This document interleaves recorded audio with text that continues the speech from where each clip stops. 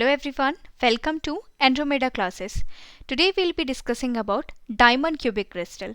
अब देखिए diamond cubic crystal structure has FCC lattice with 2 atom basis.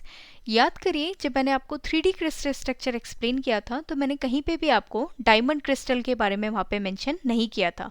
That means जितने भी नोन क्रिस्टल्स मैंने आपको बताए थे उन्हीं के बेसिस पे अब जो आने वाले क्रिस्टल्स हैं उनको हम उन्हीं के बेसिस पे क्या करते हैं, एक्सप्लेन करते हैं. तो यहाँ पे देखिए क्या लिखा गया है कि diamond cubic crystal structure has FCC lattice. That means diamond cubic का लैटिस किसकी तरह बनेगा, FCC की तरह बनेगा with 2 atom basis. That means एक लैटिस पॉइंट पे 2 एटम्स आपके प्रेजेंट रहेंगे. ठीक है. Second point is one atom is located at 0 0 0 then the other is located at 1 by 4 1 by 4 1 by 4. इसका मतलब है कि एक एटम अगर ओरिजिन पे लोकेटेड है तो सेकेंड आपका जो एटम है वो कौन से पोजीशन कोऑर्डिनेट्स पे प्रेजेंट रहेगा, दैट इज 1/4 1/4 एंड 1/4. अब यहाँ पे देखिए ये जो डायग्राम आपको शो किया गया है ये डायमंड क्यूबिक क्रिस्टल का आपके पास क्या है, स्ट्रक्चर है. अब देखिए इस क्रिस्टल को किस तरीके से जनरेट किया जाता है. फर्स्ट ऑफ ऑल आप एक ऐसा क्यूब ले लेंगे जो फेस सेंटर्ड क्यूब है. ठीक है, तो आपको इनिशियली क्या लेना है, 2 फेस सेंटर्ड क्यूब्स लेने हैं. तो एक आपने फेस सेंटर्ड क्यूब लिया और दूसरे फेस सेंटर्ड क्यूब को आप उसके बॉडी डायगोनल के अलोंग क्या करेंगे, इंटरपेनिट्रेट करवाएंगे. तो बॉडी डायगोनल के अलोंग जब आप उसको इंटरपेनिट्रेट करवाएंगे तो जो दोनों का कॉम्बिनेशन मिलके बनेगा वो आपका क्या बनेगा, डायमंड क्यूबिक क्रिस्टल बनेगा. ठीक है. So here I have written first point is number of atoms in unit cell. तो यूनिट सेल में आपको फाइंड करना है कि कितने नंबर ऑफ एटम्स है. अब यहाँ पे देखिए ये आपके पास फर्स्ट FCC है and this one is second one FCC. ठीक है. तो एक FCC में आपको सेकेंड FCC को क्या करना है, बॉडी डायगोनल के अलोंग इंटरपेनिट्रेट करवाना है. तो इंटरपेनिट्रेट आप करवाएंगे तो देखिए एक आपके पास कहाँ पे एटम लाई करेगा, 0 0 0 पे लाई करेगा and the second one will lie at 1/4 1/4 and 1/4. ठीक है, ये आपको क्वेश्चन में गिवन है. तो इसका मतलब क्या है, जो आप बाहर से जो दूसरा आपके पास FCC आप उसमें इंटरपेनिट्रेट करवा रहे हैं वो कंप्लीट फर्स्ट वाले क्यूब के अंदर लाई नहीं करेगा. मीन्स उसका कुछ पोर्शन उसके अंदर लाई करेगा and the other portion will be outside that cube.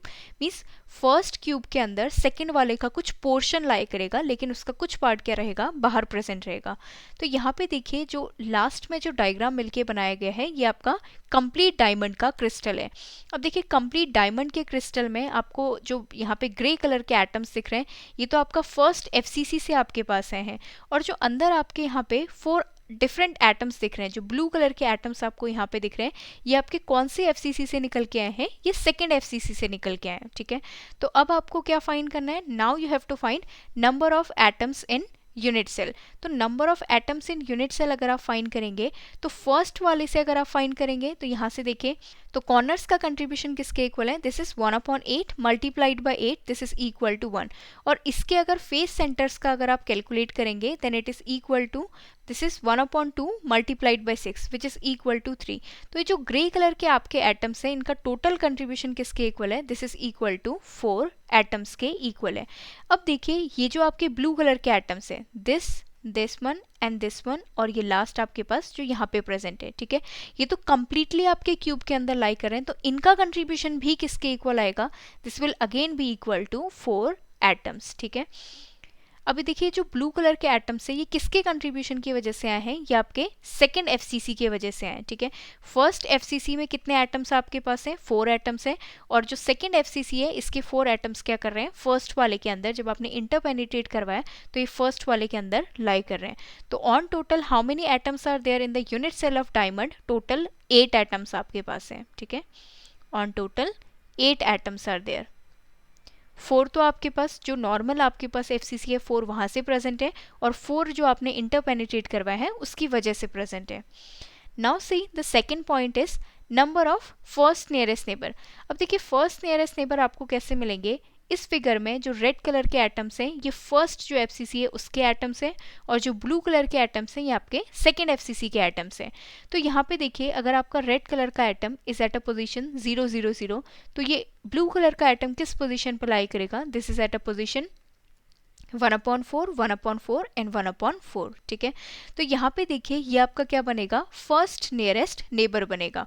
और फर्स्ट नियरेस्ट नेबर आपके किसके कितने इक्वल बनते हैं, this is equal to 4 means first nearest neighbour जो कोऑर्डिनेशन नंबर बनता है इन केस ऑफ डायमंड, तो कोऑर्डिनेशन नंबर डायमंड के केस में कितना बनता है, 4 के इक्वल बनता है.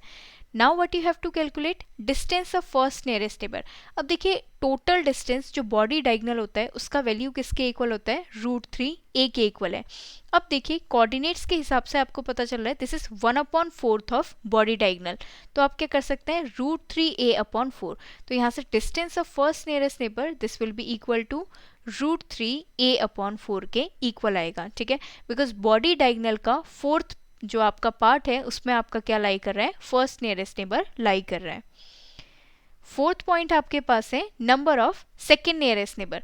अब देखिए सेकेंड नियरेस्ट नेबर किसके इक्वल आते हैं, 12 के इक्वल आते हैं इन case of diamond cubic crystal.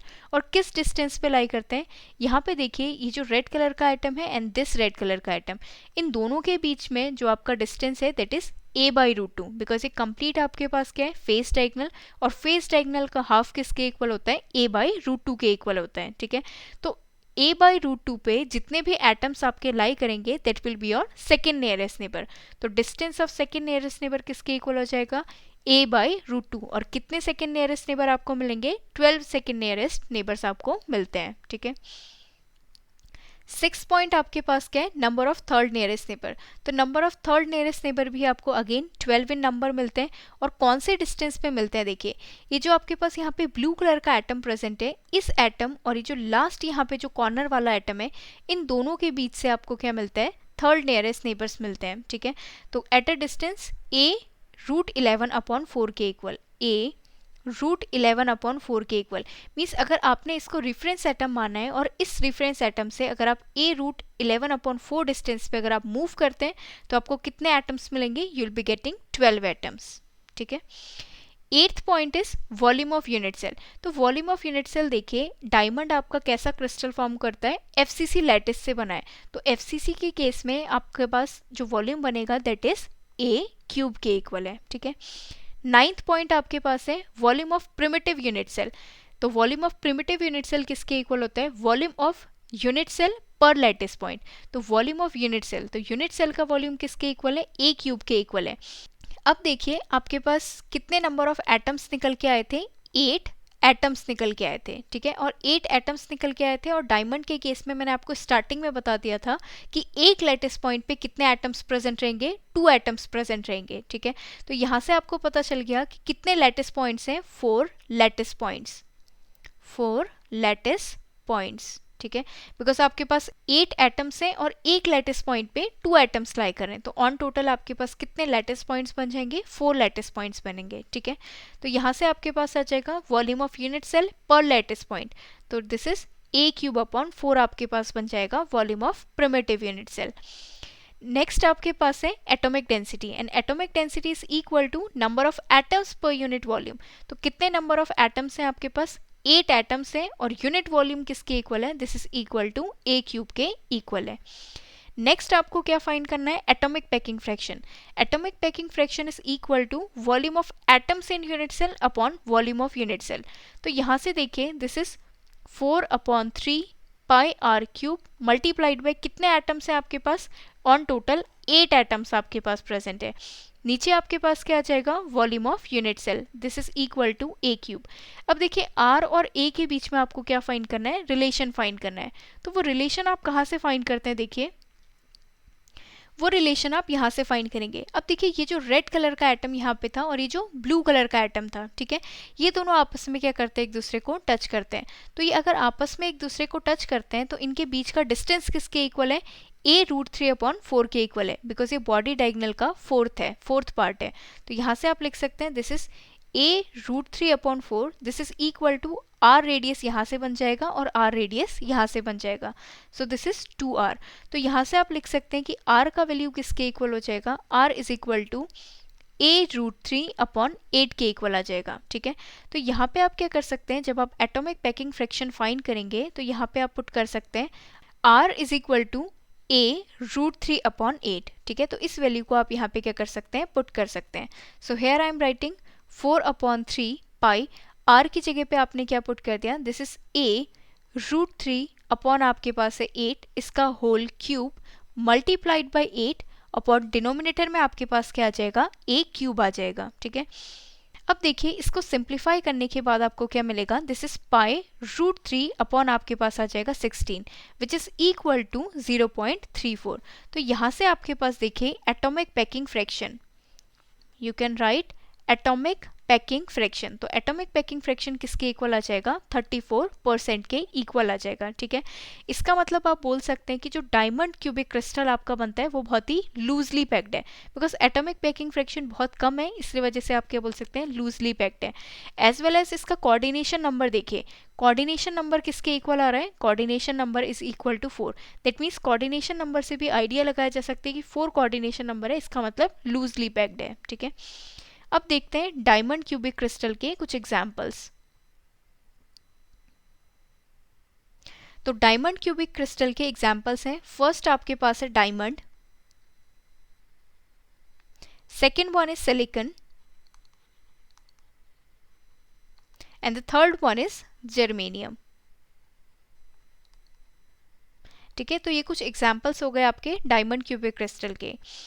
तो यहाँ पे आपने कंप्लीट जो आपका डायमंड क्यूबिक क्रिस्टल है उसके बारे में आपने कंप्लीट स्टडी कर लिया। तो that's all for today. If you like my video then please like, share and subscribe. Thank you.